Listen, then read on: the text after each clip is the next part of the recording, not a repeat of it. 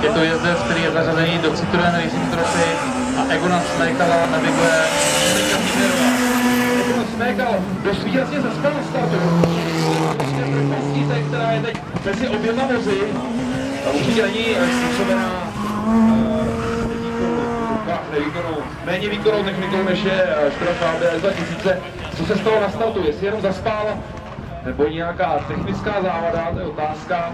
Stačí špatně zařadit, auto zůstane chvíli stát a ta ztráta, kterou jezdec nabere, tak je citelná. Ale Egon Smekal se do toho souboje pouští po hlavě, na skoku neubral, skočil si krásně a nyní je na té zadní části, prašné části a za chvíli nám najede na šedolinovou část okruhu.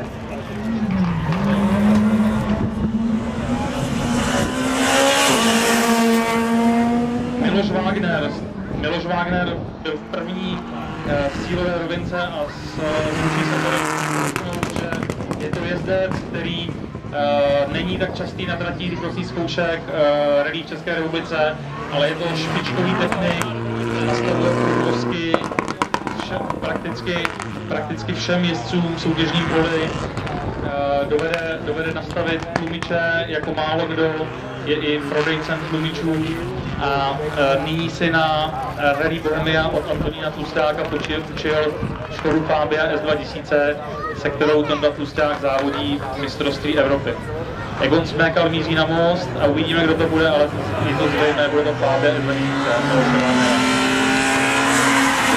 Samozřejmě poježdí jako první, ale s jakým časem? Pojede se svými konkurenty ve třídě.